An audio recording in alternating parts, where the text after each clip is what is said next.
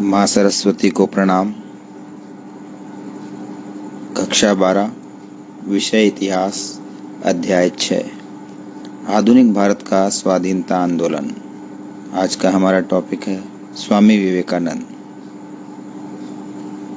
प्रस्तुतकर्ता खेम शंकर, व्याख्याता इतिहास। आप देख रहे हैं मेरा YouTube channel easy online education. भारतीय झंडे में कितने रंग होते हैं? 3 रंग। बिल्कुल सही सोचा आपने। इस झंडे में सबसे ऊपर कौन सा रंग होता है? केसरिया रंग। बिल्कुल सही सोचा आपने।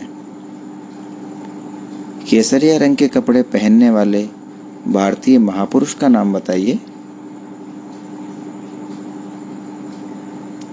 स्वामी विवेकानंद।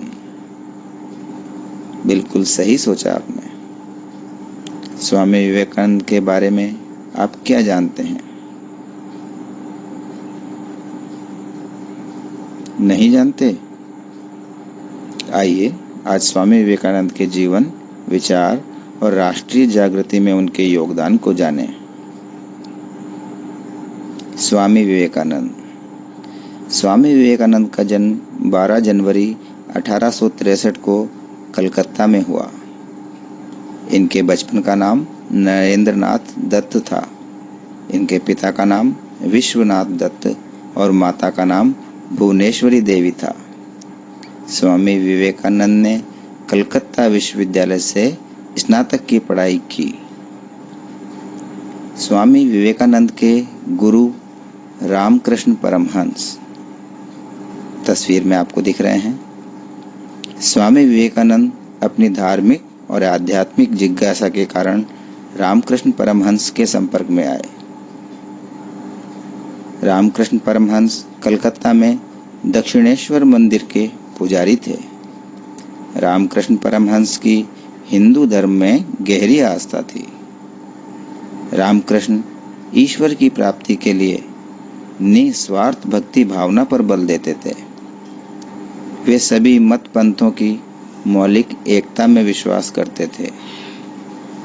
रामकृष्ण परमहंस के विचारों से प्रभावित होकर स्वामी विवेकानंद उनके शिष्य बन गए। 1886 में रामकृष्ण परमहंस की मृत्यु के बाद विवेकानंद ने संन्यास ग्रहण कर लिया। इन्होंने भारत के विभिन्न स्थानों का भ्रमण किया और धार्मिक ग्रंथों का गहनता से अध्ययन किया। विश्व धर्म संसद।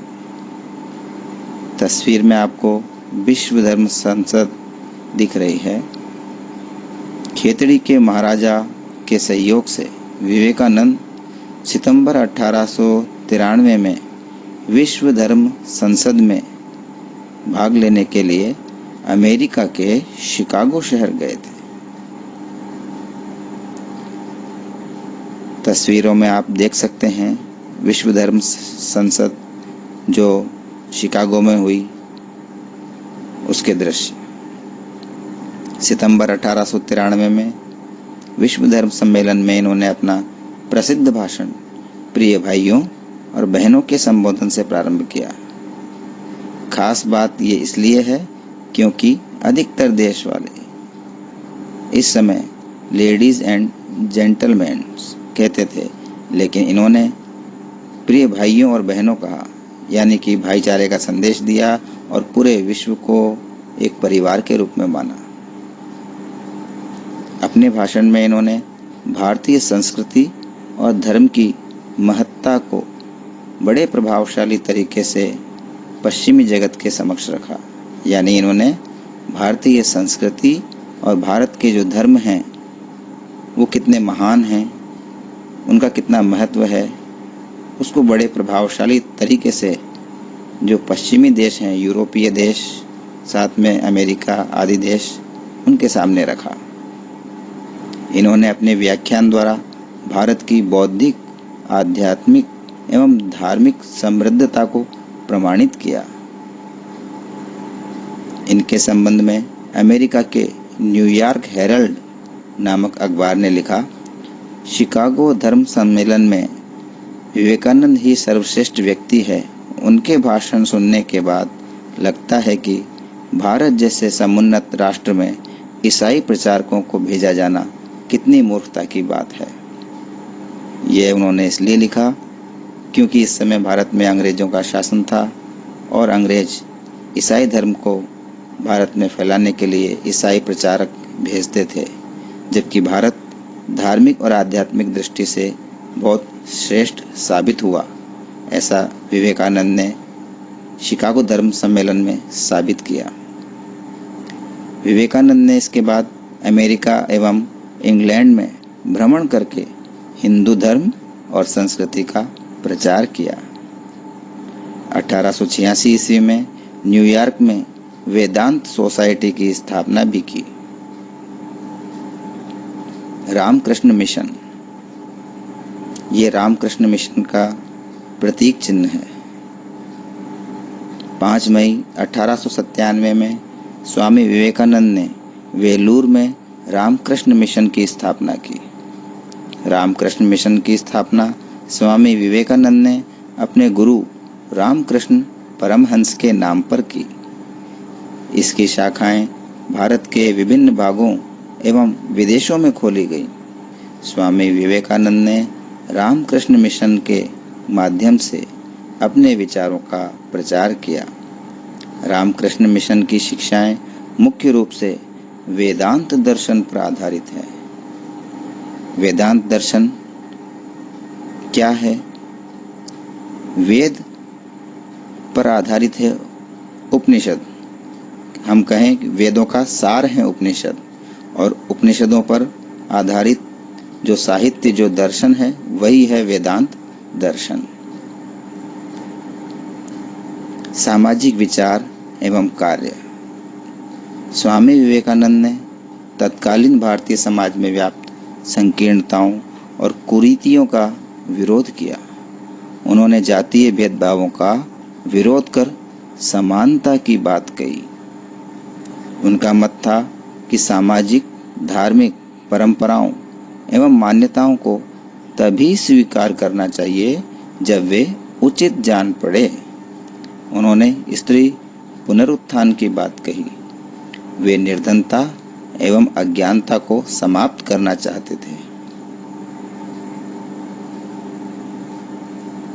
उन्होंने कहा, जब तक करोड़ों व्यक्ति भूखे और अज्ञानी हैं, तब तक मैं उस प्रत्येक व्यक्ति को देशद्रोही मानता हूँ जो उन्हीं के खर्चे पर शिक्षा ग्रहण करता है, परंतु उनकी परवाह नहीं करता। विवेकानंद के विचारों को सफल बनाने के लिए रामकृष्ण मिशन ने समाज सेवा एवं परोपकार के कार्यों को बहुत महत्व दिया। अपने कार्यों में मानवतावादी दृष्टिकोण के कारण रामकृष्ण मिशन अधिक लोकप्रिय हुआ। रामकृष्ण मिशन ने कई विद्यालय, अनाथालय, चिकित्सालय आदि स्थापित किए और इसके माध्यम से समाज सेवा के कार्य किए। अकाल, बाढ़ आदि विपदाओं के समय रामकृष्ण मिशन ने सहायतार्थ कार्य कर लोगों को समाज सेवा की प्रेरणा दी। धार्मिक विचार। स्वामी विवेकानंद हिंदू धर्म एवं दर्शन में गहन आस्था रखते थे। इन्होंने हिंदू धर्म एवं संस्कृति की मौलिकता एवं इसकी विशेषताओं को लोगों के समक्ष रखा। इन्होंने मनुष्य की आत्मा को ईश्वर का अंश बताया। इनका मानना था कि ईश्वर की आराधना का एक रूप दीन दुखी और दरिद्रों की सेवा भी है। रामकृष्ण मिशन ने मानव सेवा को ईश्वर की सेवा माना है। नर सेवा नारायण सेवा उनका ध्येय वाक्य। स्वामी विवेकानंद का राष्ट्रीय दृष्टिकोण। राष्ट्रीय जागृति में योगदान। स्वामी विवेकानंद ने राष्ट्रीयता की भावना के विकास में महत्वपूर्ण योगदान दिया। आपको याद होगा, ये वही समय है जब भारत में अंग्रेजों का शासन था और भारत के लोगों में देशभक्ति की भावना का विकास बहुत जरूरी था। इसी भावना के बल पे आज़ादी की लड़ाई सफल हो सकती थी। विवेकानंद एवं राष्ट्र रामकृष्ण मिशन ने भारतीयों में आत्मविश्वास एवं आत्मसम्मान की भावना का विकास किया, अर्थात भारतीय लोगों में आत्मविश्वास जगाया कि हम में शक्ति है, बल है और हमें अपना सम्मान करना चाहिए, हमारी संस्कृति का, धर्म का और अपने बल का, और हमें आज़ादी की लड़ाई लड़नी चाहिए। इसी भावना ने युवाओं को भारतीय स्वतंत्रता संग्राम की ओर प्रेरित किया। उन्होंने स्वतंत्रता, समानता एवं स्वतंत्र चिंतन की बात कर युवाओं को नई दिशा प्रदान की। उठो, जागो और तब तक मत रुको जब तक लक्ष्य की प्राप्ति न हो जाए। स्वामी विवेकानंद के ये विचार थे जो आज भी युवाओं को प्रेरणा देते हैं।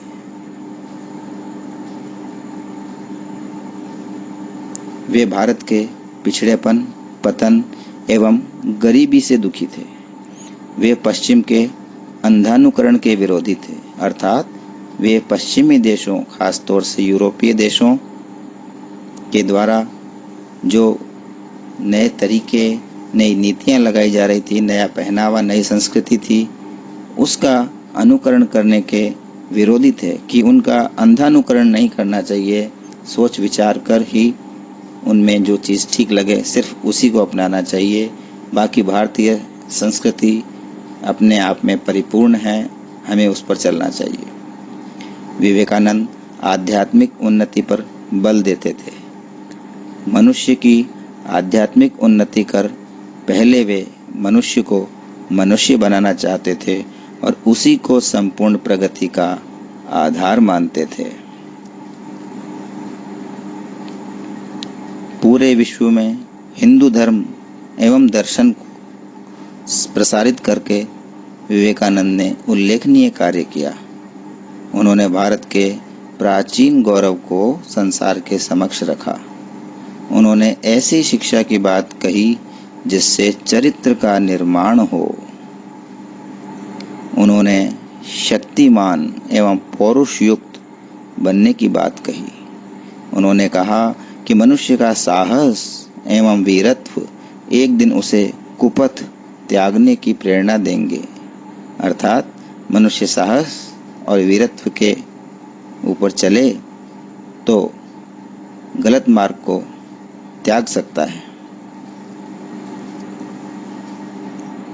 विवेकानंद ने खेतड़ी के महाराज को लिखा, हर कार्य को 3 अवस्थाओं से गुजरना होता है, उपहास, विरोध और स्वीकृति। अर्थात जब भी कोई व्यक्ति कोई नया कार्य करता है, पहले उसका उपहास यानी उसकी हंसी उड़ाई जाती है, लोग ऐसा ही करते हैं। फिर उसका विरोध करते हैं, लेकिन फिर भी अगर वो व्यक्ति प्रयास करता रहता है और सफल होता है तो बाकी लोग फिर उसको स्वीकार कर लेते हैं। यही है 3 अवस्थाएं किसी भी कार्य की। जो मनुष्य अपने समय से आगे विचार करता है, लोग उसे निश्चय ही गलत समझते हैं। दरअसल ऐसा इसलिए होता है क्योंकि बाकी मनुष्य ये समझ ही नहीं पाते कि जो समय से आगे विचार कर रहा है वो तो बहुत आगे की सोच रहा है। बाकी मनुष्य उस आगे वाले विचार को समझ ही नहीं पाते, इसलिए उसे गलत समझने लगते हैं। इसलिए विरोध भी करते हैं और अत्याचार भी, और हम सहर्ष स्वीकार करते हैं इन चीज़ों को, परंतु मुझे दृढ़ और पवित्र होना चाहिए और भगवान में अपरिमित विश्वास रखना चाहिए, तब ये सब लुप्त हो जाएंगे। अर्थात विवेकानंद ने कहा कि हमें लोगों का विरोध और अत्याचार को स्वीकार करना चाहिए, लेकिन अपने विचारों पर, अपने कार्यों पर दृढ़ रहना चाहिए और पवित्र भी हमारे विचार होने चाहिए। और भगवान में जब हम असीमित या अटूट विश्वास रखेंगे तो ये सारे विरोध और अत्याचार एक दिन लुप्त हो जाएंगे। तो आज के अध्याय में हमने विवेकानंद के बारे में जाना। आइए कुछ अभ्यास प्रश्न या गृह कार्य कर लेते हैं। अति लघुत्रात्मक प्रश्न। स्वामी विवेकानंद के अनुसार शिक्षा कैसी होनी चाहिए? विवेकानंद सितंबर 1893 में विश्व धर्म संसद में भाग लेने कहाँ गए? निबंधात्मक प्रश्न। स्वामी विवेकानंद के विचारों का वर्णन कीजिए। राष्ट्रीय जागृति में उनके योगदान को बताइए।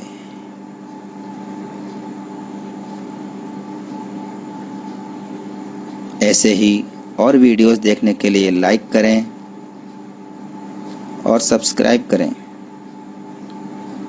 मेरे YouTube channel easy online education को।